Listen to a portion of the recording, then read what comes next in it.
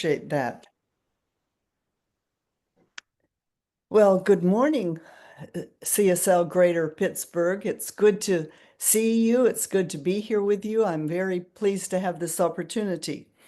My talk this morning is going to revolve around the ideas of belonging, which we all seek. This is a common experience among all living creatures. We all want to feel loved. We all want to feel that we belong. Um, Ernest Holmes had this to say about love. Love overcomes both hate and fear.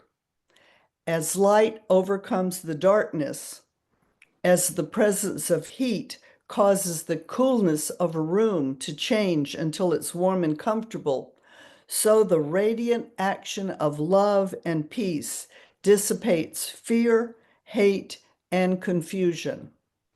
That's from his book, Effective Prayer. So I think perhaps the quickest way to stay centered and feel loved and feel that we belong is through continually cultivating the quality of awe, absolute awe.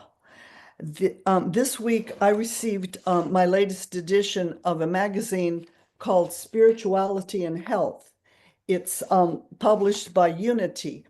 And in it, there's an article on the healing power of awe. And I found some inspiration there. It was written by Amy Paturo. And she had some great ideas about awe and how to cultivate that in our lives and what it is. So awe is something that we all came in with. We all had it as children. We all felt awe. The world was brand new and everything was just so awesome to us. If you can remember some of those times in your own childhood, when we had snow, it was just amazing. A couple weeks ago, we had snow here in southeast Alabama, which is literally unheard of. We hadn't had any in over 30 years. So we were all kids. We were all like in awe, out playing in it and having fun. Children are inspired by mud puddles that the rain leaves, and they're inspired by flowers and puppies and kittens, and anything beautiful and new and wonderful is just awe-inspiring to them. And we can all get back to that sense of awe, that sense of wonder that makes life just such a treat to be a part of. So there's an online initiative called the Awe Collective. And you can find more about that at awe.arizona.edu. That's awe.arizona.edu. And they have done some research on awe, and they have created a community where people can gather and connect and talk about their moments of awe and actually expand awe in their lives. So I think as we learn to expand awe in our lives, we can get back to that wonder of life. So what is it? First, let's start with the definition. Perhaps the most accepted definition of awe is the experience of something mysterious, something beyond words, something larger than yourself. You can feel awe when you notice the tiny veins on a leaf of a plant. You can feel awe when you watch the sunlight ripple across the water. You don't have to go to the Grand Canyon to feel awe. You can feel awe in the little things around you, learning to look for it and feel it. It's the emotion that you encounter in response to something that's just so amazing, so mind-boggling, that your sense of self recedes into the background, and this wonderful thing becomes bigger than you are. You have a sense of belonging to something bigger than you are. The Awe Collective encourages us to take 15 minutes every day to walk in nature, to do an awe walk. Now, you can walk for 15 minutes, that's one thing, and it's good for your body. But if you go with the intention of finding awe It becomes an experience that's good for your emotions, your spirit, and your body. You begin to see things that you didn't see before. You become experienced at discovering and amplifying the awe in your life. All walkers also experience a deeper sense of well-being and a deeper sense of connectedness than those around them. So that's the difference between people just taking a walk and people taking an all walk. So we might remember those things because it can help increase that feeling of being connected with something so wonderful. So the experience of awe helps us to realize that there is so much wonder and beauty going on in the world, and that we're a part of that. And so it's like the first two steps in our spiritual mind treatment. The first step is that we recognize this power greater than we are. We recognize its power, its wonder, its beauty, its magnificence. And then the second step is that we realize that we are one with that. It has created us out of itself, and we are what it is. So the experience of awe is much like doing a spiritual mind treatment. Now, there are also benefits from the scientific and medical community about the benefits of awe. It calms our nervous system. Awe reduces inflammation in our bodies, and it brings people together through a sense of community. Awe experienced together in a community is amplified, it's magnified. Like just looking at Sandy's sun in the background is just an awe feeling that we can all glance over there and feel the awe that we experience that way. I think of awe as kind of like gratitude on steroids. It's gratitude that's just big, big, big, and we can feel it within us. It puts the daily stressors into perspective. It boosts our creativity and enhances our mood. Scientists aren't exactly sure how all works to benefit our body, but they have some theories. And one of the things is it seems to deactivate that part of our brain that's always talking to us, that's always going on. When we get into awe, that becomes still and quiet. Also, it acts on the vagus nerve, which is the information superroad in our brain that regulates our heartbeat, it regulates our digestion, our respiration. Um, it also halts the inflammation and it unlocks the relaxation response. So the feeling of awe does many things for us. I have known about gratitude and its benefits for a long time, but awe is a step above and beyond that, I think. It just really is a visceral feeling in your body. It triggers the release of feel-good chemicals such as oxytocin. It helps people to feel more cooperative and generous. And there's incredible openness and freedom that happens when you view yourself as a small part of something much larger, much bigger, much more amazing. Anything that blows your mind can be an awe experience. And my mother was a gardener. And so thank you, Joyce, for that beautiful meditation from the garden. That was lovely. I thought about her and she was also very meticulous about wanting everything to look very good all the time. But she would let little periwinkles grow up through the cracks in her sidewalk. And I thought that was strange knowing her and how particular she was, that she would let these little stray periwinkles grow up in the cracks. And I asked her one time, Mother, why don't you just pull those out? It would make your yard look a lot neater. And she said, Oh no, anything that wants to live that much, I'm going to encourage it. So I think she was feeling that awe when she would see those little flowers making their way up through the concrete, through the sidewalk. So the practice of awe helps us to feel and know our belongingness to all of life. It helps us to feel part of something magnificent. Practicing awe is a skill, just like anything else. We get better at it as we do it. So, when you have awe experiences, that encourages and increases more awe experiences. The article that I was referring to has suggestions for maximizing awe in our lives. And the first suggestion, they have 5 suggestions. And the first suggestion is do something different. So if you drive the same way to work or to the grocery store, take a different route, see something new, see something different. We're more likely to experience awe when it's fresh and new in our experience. The second thing is step out in nature. Nature provides both physical and emotional benefits and helps us to feel more spiritually connected. The third thing is power down your screen time. We can all feel more connected when we're with other people rather than looking at our phones. Also, practice mindfulness, practicing developing that mind of a child, that awesome look at everything around us. And the fifth thing is stick with it.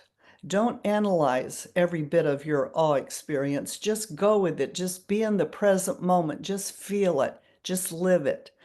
So, we all have had these experiences of awe, and yet we have other experiences too. There are times when we feel grief, we feel sad, we feel humiliated, embarrassed. And what do we do in those times? Well, Pema Chodron, the Buddhist nun, said in her book, "When things fall apart, hard advice for difficult times." To paraphrase her, she said, "We can feel very warm and comfortable when things are going well for us. But when the love of our life leaves us, either through death or divorce, or when our child or grandchild or niece or someone we're caring for throws a temper tantrum in the supermarket, or when we're insulted by someone we care about, how do we reconcile those feelings of grief, frustration, and humiliation with our longing to be open and compassionate? It seems at times that none of what we have learned is relevant in a time like that. But those situations cause us to feel that we're outside of love, that we've lost our feeling of belonging. And we naturally want to heal that. We want to feel better. We want to get back into that place of comfort once again. Um, so these are challenging times. And those are the times when we get to know, are we just involved in theory, or are we actually involved in a way of life that works? And what we know in our teaching is that as soon as we get to those places that feel so bad, the first thing we can do is drop down into prayer. We can be in prayer in those moments because through prayer, we realize that we belong to a life that's greater than we are and that's greater than whatever experience that we're going through. The universe knows exactly what can be done in those times, what to say in every situation, how to get back to peace. And so as we listen through our prayer, through our meditation, reflection, contemplation, as we listen and then we follow what we're guided to do, we find our way back into the very heart of love, the place of belonging. I had an opportunity this past couple of weeks to prove this in my own life. I had a communication fail with a person in my family that I love very much. And I felt terrible, and she was upset with me. And so I immediately went into prayer. And I stayed there until I got my answers because I was hurting. And I saw what had gone wrong. Um, she had wanted acknowledgement from me for something that she had accomplished. She had wanted to be seen by me. And I thought I had acknowledged her properly, but I realized that in her mind, I had not acknowledged her, and she felt very left out and apart from me. And so she felt very unseen. And so I I talked to her and I told her how much I appreciated what she had accomplished and what she had done, and how very sorry I was that I had let her down in not speaking up sooner and telling her that sooner. And so by that correction of the communication, we were back in our good feeling space. And that was only due to the meditation and the prayer work that I did. I wouldn't have realized what she needed otherwise. It was outside of my realm of awareness. But Spirit told me, Spirit led me to that. I have a friend who, when you say to him, good to see you, he always says, good to be seen. Good to be seen. So I think we always feel that way. It's good to be seen. She wanted to be seen. She wanted to be acknowledged by me. And now the good news is that we don't have to wait for somebody to see us, somebody to acknowledge us, or something that we've accomplished. We are always seen by God, no matter what. Spirit, God, the universe, life sees us, it knows us, it stands in awe of us. Spirit is in awe of the wonder that we are. We're always belonging in the heart of God. So that's what grace means to me. That's what grace means to me. It's always feeling a sense of belonging, no matter what is happening in my life. Grace means that we don't have anything to prove to anyone, only love to accept and allow in our experience. And grace is something that one of my former ministers, Reverend Noel McGinnis, I believe Reverend Marianne knew Noel. I was part of his church in Washington, D.C. for 5 years, and he would always say, stay in the grace. Do you remember that, Marianne? Him saying, stay in the grace. He said that all the time. Now, at the time, I really didn't get it. I didn't really know what he meant. I hadn't had enough of my own life experiences to understand that. But now I think he'd be very proud to know, he's passed now, but I think he'd be very proud to know that I now understand what stay in the grace means. It means allowing myself to stay in the wonder and the belonging of life, forgiving myself when I don't understand what another person needs from me.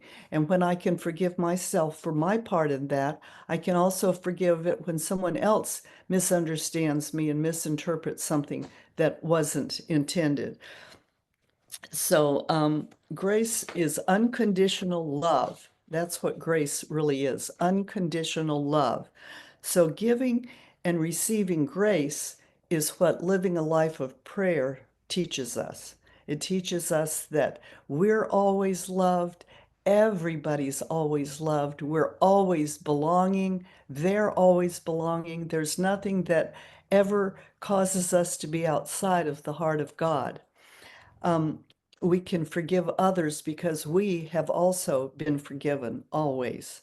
So we find ourselves right back in the heart of God where we truly belong. So I would say to each of you, stay in the grace, stay in the grace. And I'd like to close with a treatment, if that's okay. All right, let's just go within for a moment and feel that wonderful, warm feeling that is always waiting for us. Home is always waiting for us right within ourselves. We always belong in the heart of God. So I'm grateful that we have these wonderful reminders by Amy Paturl of how to generate awe in our experience, the awe collaborative that is always teaching us how to remember to look for awe wherever we go, to expand it within us. Thank you, Divine Spirit, that we have so many ways to feel that connection, to know that connection, to come back to that connection, even though we're living in a human experience and have a myriad of emotions, we can always choose the ones that we desire to live in. We desire to live in love. We desire to live in belonging. And I accept and know this for each of us here. And I now release this into the law. I know that it is already done. And so it is. Amen. Thank you.